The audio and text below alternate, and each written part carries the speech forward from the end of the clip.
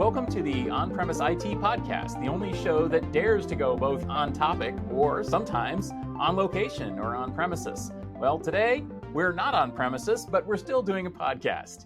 Each time we meet, we bring together a group of IT experts to discuss a single idea or premise. In today's episode, sponsored by NetApp, we'll be discussing the journey to the cloud and specifically the evolution of the cloud from hybrid to multi-cloud. Before we get started, though, let's meet who's on the panel today. Hello, my name is Arjan Timmerman. I'm an IT analyst with GigaOM and Tech Unplugged, as well as an IT/cloud architect here in the Netherlands. Hello, my name is Vuong Pham. I'm a senior solutions architect. I'm very much customer facing and out and about doing things, as you can see by my environment. And we deal with a lot of these challenges that we're going to be discussing today. What is your destination? What is your start point? And what are your challenges? I'm Phoebe Go. I am a principal technical evangelist at NetApp. And I am really excited to be here today to talk about this journey. Yes, you do have to put things in quotes these days because what is the cloud anyway? We're all having this discussion every single day, and I really love it. So glad to be here. And I'm Stephen Foskett, organizer of Cloud Field Day and publisher of Gestalt IT. And we've been talking about this topic for a long time. I mean, the thing is, all of us have had this conversation in many different ways, in many different forms, and to many different levels over the years. Essentially, as you said, Phoebe, what is the cloud even? At first, it was kind of this scary foreign concept. Then it was sort of embraced and extended by all sorts of companies, both on the implementer side as well as the vendor side, to try to encompass whatever it is. Then there was this sort of fear of we're left out of the cloud, or what is this Kubernetes thing? And I think that a lot of people find themselves now being a lot more practical about the cloud, and I love that. It's basically, nobody's going to tell me what it is.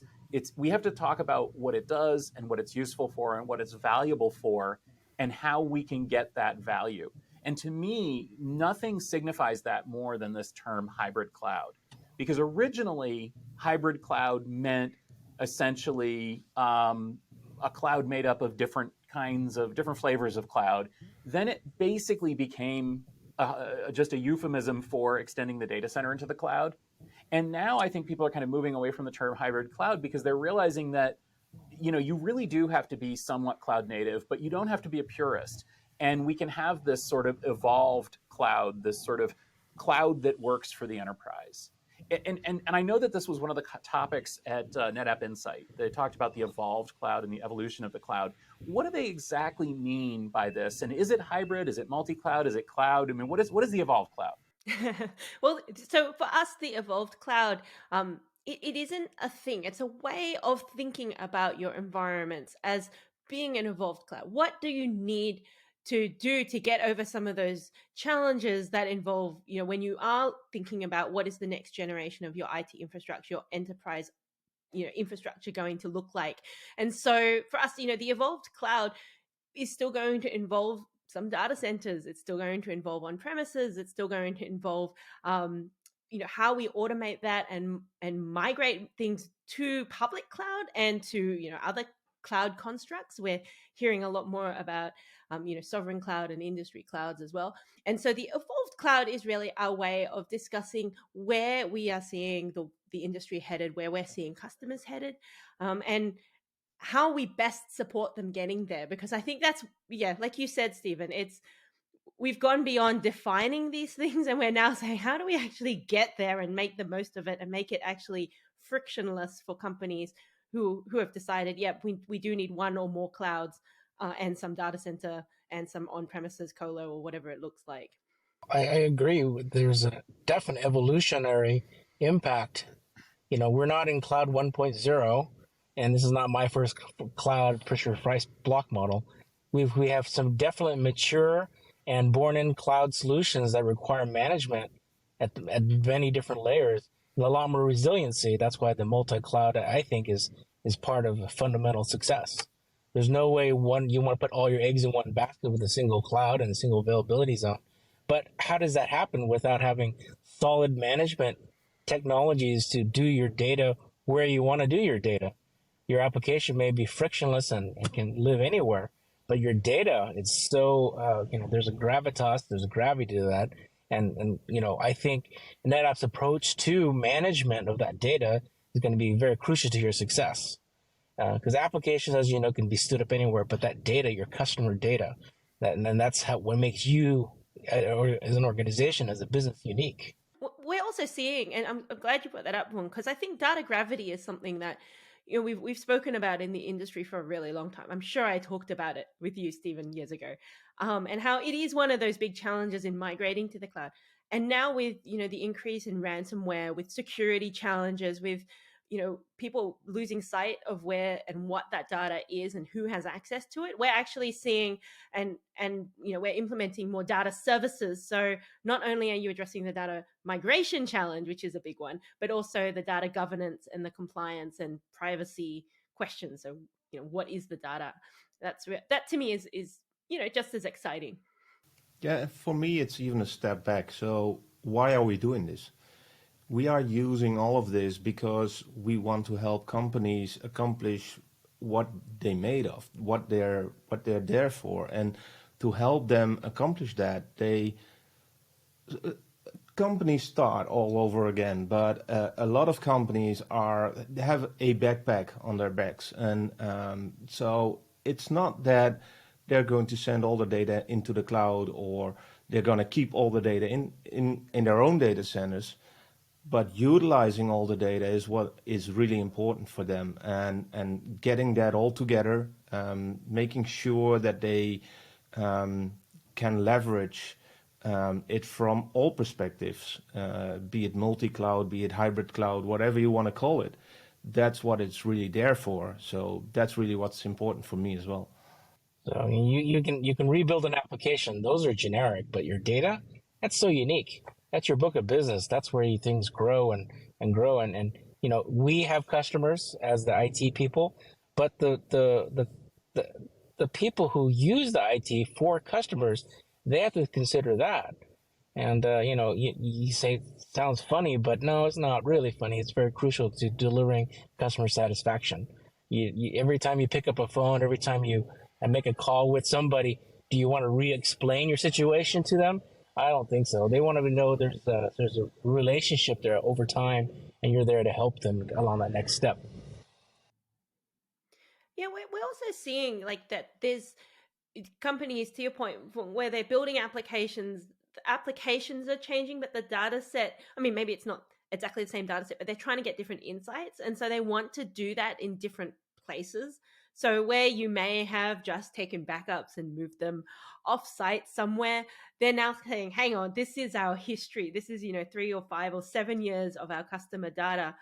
We want to start mining it for some useful information, trends, and that kind of thing. And so, where do people look to do that? Well, they start to use, some of those cloud services. And that means, okay, first move your data there, but also get the right insight out of it. And different applications are appearing that I think we probably hadn't thought about when we first, designed our data centers and where we were hosting our data. But definitely now, I'm really excited about, the new AI models, for example. And I would not have thought of that 3 years ago. I'm not that smart. So I would have, now that I can, how do I get my data there, start using it, start, modeling against it. I think that's definitely something we're seeing, and yeah, it's exciting. I see customers, customers are customers, but every customer is unique and there's a pattern, and that data is going to reveal itself to the industry, and they're going to say, oh, well, we can reapply our campaigns to service XYZ customer, because they're now in a different geo, but there's the same, they're the same filter type people, same filter type services. So that's important. And, like I said, management, like Stephen said in the very beginning, multi-cloud. Things are born in the cloud. Things are there now. They're more mature. They have a lot more different demands to set up an application. Because of that demand, that higher level demand, we need to make sure everything those efforts. There's no way we can say that, oh, it's just there and it's done. No, we have lots of iterations and lots of investment in that. In the realm of DevOps is maturing and making things a lot more powerful, but there's a lot more prerequisites to make it work. So let me get back to one of the things that Phoebe said as well. I think that was really interesting. It was about arguing about the terms and the definitions, and I think that that's one of the things that we fall into sometimes here in tech, and it's one of the things that we fall into sometimes on the on-premise podcast as well, because we're nerds who care about definitions and we care about specifics and so on. And so when we hear words like hybrid cloud, for example, when we hear words like multi-cloud, I think sometimes we want to fight about the definition instead of focusing on what Vuong's customers are probably interested in, because they don't really care about terms, they care about outcomes, right? And so I think that what's going to happen for a lot of these things is that we may spend a lot of time really fussing and fighting over, is this hybrid cloud, is this multi-cloud, when truly it's whatever it is, but it's the next generation thing. And for me, that was the thing that I got out of the Insight keynotes, was that it's not about saying, let's invent a new term. Let's call it the ultra cloud. It's about saying, okay, it's the cloud because it's the cloud, but this is the next generation. This is the evolution. This is where it's going. And I like that because truly at the end of the day, what the customer wants is they want an appropriate place to run their applications. They want something that works. And for me, one of the big aspects here, especially with NetApp, is that, as you mentioned, with data gravity and data sovereignty, there's a very, very, very big concern about location of data and sharing of data from location to location, integrating the conventional IT data, the traditional data center, with the cloud, and making sure that data is where it needs to be, but that it's also protected and managed, and everything works in those places. And so for me, that seems to be where NetApp is saying that the cloud is going, that the evolution of the cloud is going, right? That it's an integration of data center and public cloud. Yeah, and something that you said, Stephen, there was that we like to fight about the terms, and I think being a technologist, I like to fight about the terms because there's different ways that I manage. I think about managing my hybrid cloud or my on-premises cloud versus my public cloud. Like I'm like, oh, I'm going to use vCenter for my on-premises cloud, and I'm not using that to manage all of my cloud resources. Therefore, it's a different thing, and that, like you said, doesn't matter to the customers, except when it creates that sense of complexity. Oh, hybrid cloud and multi-cloud are more complex than running an on-premises private cloud. And I think that's where NetApp's really trying to push that. Let's stop fighting about these little things and let's focus on what is it that you need. And you mentioned Insight, and we talked about 4 S's. Let's make it simple and give it a list and talk about what do we care about? Simplicity, sustainability, the way that we're running these things and what we're trying to achieve, as opposed to like every individual function and tool under the covers. I think that's I feel like that's leaning more into what customers are talking about, and as a vendor, it's really nice to hear that. Like, as somebody who works at a vendor, it's like saying, hey, our customers want to see that we are making their lives easier instead of giving them more things, more knobs and bells and whistles to mess with. Yeah, I mean, at the end of the day, it's the outcomes. What do you want to do? What does your business need to do? Can you service your customers? What tools are you enabling them to do? I mean, I don't want every tool under the sky. I just want the right tool to do the right job. And then I don't want to repeat myself and learn a new skill set for another locality, because having that simplicity, and I wrote about this on the IT premise podcast of Just IT, and how NetApp at Insight brought together some powerful tools from their experience of over 30 years. It's like, hey, let's think about how we want to approach this, and let's use some of our experience and simplify that outcome based focus for our customers. Yeah, and unification of that, like you said, across different platforms, like cloud platforms, whether you start thinking about doing things cloud native or you still got client server architectures, like we should unify the approach to that, which I think is, NetApp launched Blue XP at Insight specifically to address that challenge. And there's a huge challenge here when you're talking about all these clouds, Stephen, and that's like the economics. Multi-cloud, hybrid cloud, and super cloud. There's a bill that's going to become due, and if you're not on top of it ahead of time, you'll be very surprised your IT budget for the year has been blown away in 1 month. You don't want that situation, and again, I've seen it. Arjan, I'd like to call on you here to bring in a perspective, because Europe has been leading the world in terms of issues of data sovereignty, and I know that has a huge impact on data architectures and cloud considerations. How does it look from where you're standing in terms of bringing data or building any kind of a true multi-cloud or hybrid cloud? It really depends on which customer that you're talking to. What we're seeing here in Europe, I think, is that a lot of the customers are hooking into one cloud. So let's say a customer here, especially Microsoft Azure, is one of the ones that really gets a lot of attention. So a lot of the customers will say, okay, we focus on Azure, and I think it's all what the three of you already said. A lot of us are then thinking about, okay, but what does that mean? Where we think, are you utilizing the cloud like it should be? Where if you look a few steps further, a lot of the companies are also saying that they're going for SaaS first, and then PaaS after, and IaaS after that. And they're already using a lot of other clouds as well. So they're utilizing Amazon, they're utilizing Google, but for them, it's all blanked out. It's just using the cloud.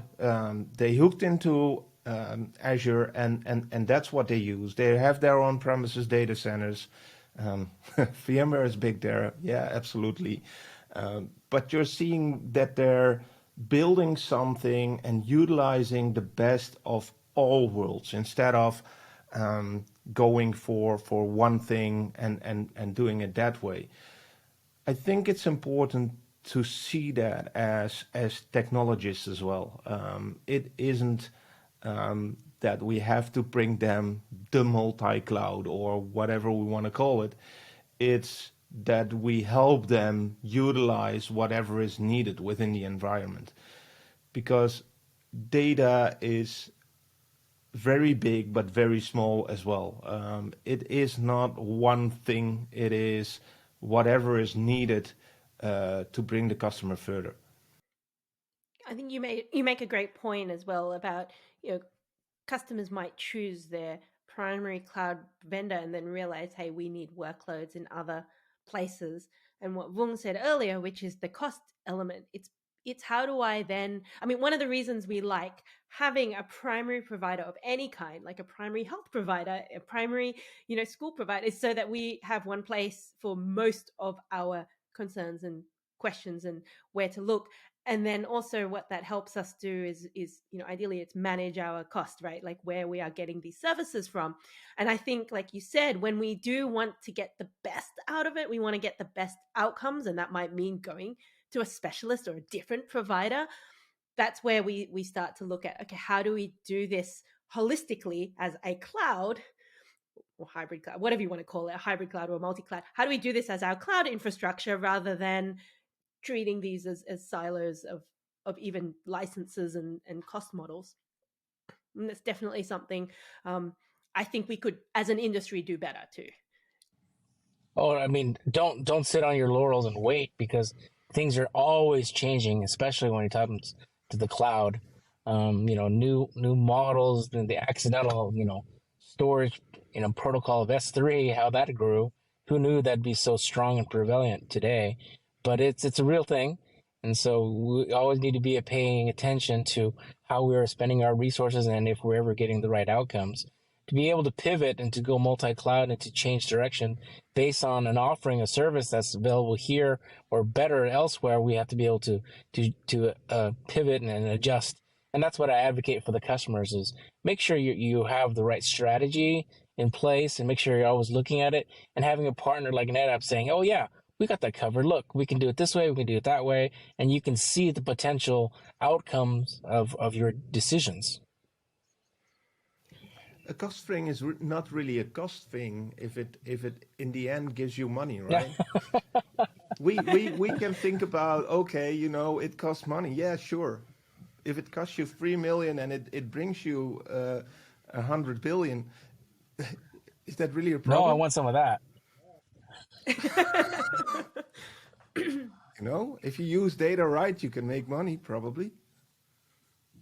So one of the things too that occurs to me is that in the modern world of cloud, when people talk cloud, it's not that, well, I mean, sometimes I guess they're arguing over definitions, but sometimes what they're saying nowadays is multiple clouds. You know, let's not get too hung up on multi-cloud and what is multi-cloud, what is an overlay, what's a super cloud, that kind of thing. Let's talk instead. When businesses are looking at the cloud, they're not saying I'm looking at Amazon Web Services exclusively, or even I'm looking at Azure exclusively, even though, of course, you know, different clouds have different capabilities and different value propositions and so on. Increasingly, what I'm seeing is sort of this horses for courses mindset where businesses are saying, we're going to put our data wherever it makes sense, whether that's the data center, whether it's a sort of a customized private cloud, whether it's Azure or AWS or Google.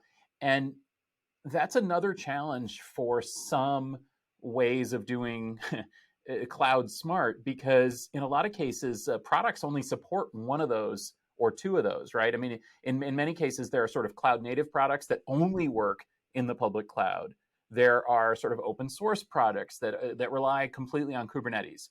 There are enterprise products that are born in the data center, and maybe they support this one or that one. That's another big challenge, I think, when you're trying to sort of evolve into this true multi-cloud space, because suddenly, well, it's not like you can push back on that, right? I mean, if you're the person responsible for data protection or disaster recovery or something, you're not going to be able to come out there and say, look, you can't use Google Cloud because I said so. They're going to use it if they use it, right? So you have to make sure that whatever you're doing is going to be supportive across all these things in a consistent manner, because otherwise you're just going to end up missing some of your data, right? Is that reasonable these days?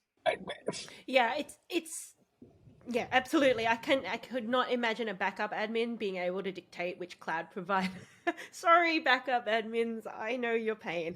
But it is exactly that. It's saying we have a company policy, right? For maybe it's to protect our data a certain way or with a particular number of backups or for the duration of time. And I want to be able to do that across, I mean, wherever the data is, that shouldn't matter. It's a policy.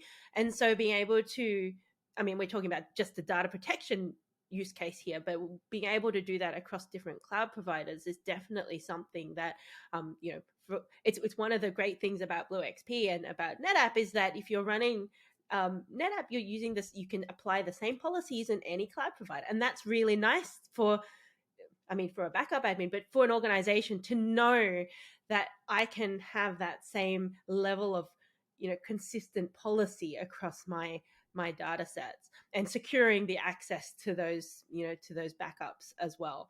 And I think it's thinking about it as a unified approach to your cloud. It's a unified approach to your data protection as well. We should definitely start to, I think like that, adopt that sort of way of thinking. So you don't go, oh, I can't do that because that's in Amazon or that's in Microsoft's cloud. I think you're hitting something important there, Phoebe. It's having a strategic partner that understands that there is more than one ways to do things, and you need to be able to have the same type of consistent control across multiple platforms, either on premises or in any super cloud or hyperscaler you choose. Those are key. Is some people are very centric to their opinionated cloud, and you can be, you know, shoehorned into that solution, and then what do? You've lost the true ability of agility to deliver. So So it's something very careful to weigh in on. And something else I see companies, I wouldn't call it a mistake, but it's something that we bring over from our past. And it's treating every workload as though it's the same and treating your data as though it's the same, when on different cloud providers and on for different applications and for different workloads, we need to think about it different. And yes, it makes things more complex, right? Like from an app level, it makes things more complex. From what services and where do I put it, it makes things more complex. And it's kind of to counter that complexity is where we find tools like BlueXP to reduce that complexity. It's not eliminating it, right? Like I think this is what we see people saying, oh, I want to get rid of all that. You can't. The way to get rid of that complexity is like put it on a hard drive, attach it to a system in your data center. That's how you reduce complexity in completely. And we're not going to do that because we want all this other stuff that the cloud brings, the flexibility and the agility and being able to deliver these, better business outcomes. So, okay, we have to deal with complexity. How do we do that? Let's find the right services, the right partners, like you said, Vuong, to support us and make that easier, so we can just get the job done. Well, that's my mantra for the past 9 months is outcomes. I don't care what fancy thing you're bringing in front of me. Is it going to get me to where I need to be? I mean, I just need the outcomes are as expected and the outcomes are manageable. Because a lot of disappointment, a lot of spent dollars for no reason is not good. What I was saying was that I really think that companies should at least look into the help that, in this case, NetApp is bringing to the table in having a overall look into where is my data, what can I do with it, and how can it give me the outcome I wish. Yeah. So, I mean, I follow up on that is like exactly look at the outcome and then pause, look at the steps it took to get to there, and can you repeat that in a different scenario? And then rinse and repeat again, because you're going to have that resiliency in your solution to deliver your outcomes repeatedly at every location. And there's going to be some differences, but make sure that the end product is what you want. Because we all know walking in and ordering a pie, we want it to taste like a pie, right? So, or cake, your choice. I don't want my pie to taste like a cake. That's exactly. Yeah, I think you both touched on such a great point. And I think for me, it's finding the right partner who can help you across that journey, across the whole way, whether you are, one step into it or you've done it a couple of times and you want to make it more efficient and repeatable. Find the right partners and, work with them to deliver these outcomes, to get to these outcomes for your business. Absolutely. And check out BlueXP. It's fun, it's amazing, it's easy to get started, and it's free. And yeah, I mean, I do think so. I think that there are tools like BlueXP by NetApp which are designed to make your life easier in that journey, and definitely they're easier and easier to try out. So. Well, thanks a lot, and thanks for this discussion today. It's been great speaking with y'all. It's great to see you all. I'm so glad that you could join us here today. Before we go, where can we connect with you? Where can we find you on the internets? Arjan, where can we find you these days? You can find me on Twitter at Arjan Tim. You can find me at techunplugged.io/blog, and as well as we do things with GigaOM, so we write stuff there. You can find me on Twitter. I'm a digital_kung fu. It's an old handle I've had. But you can also find me on LinkedIn. I welcome any type of discussion and any type of problem I love to help people solve. So let me know. I am on Twitter at Phoebe Go. I'm on all of the social networks, but probably most active on Twitter and LinkedIn. And yeah, like Vuong, I love a good conversation. And also because I'm at NetApp, you can email me at my NetApp email address, phoebe.go@netapp.com, or you can check out our website, which is netapp.com, and you can try BlueXP at bluexp.netapp.com. So these are all great places to go, and always ping me if you've got anything to talk about. Excellent. And as for me, I'm S. Foskett on most social media networks. You can find us on Twitter, on Mastodon as techfieldday.net. Also, I will point out that NetApp has presented a lot on these topics at Tech Field Day events. So if you just use your favorite search engine and look for Field Day and NetApp, you'll find a lot of great presentations from 2022 and before, focusing on all of the things that we've been talking about here today. If you enjoyed this discussion, please remember to subscribe so you don't miss an episode. You'll find us in your favorite podcast application. And while you're there, give us a rating or review and maybe send us some feedback as well. This show was brought to you by NetApp, as well as by GestaltIT.com, your home for IT coverage from across the enterprise. For show notes and more episodes, go to GestaltIT.com/podcast. Thanks for listening, and we'll see you next time.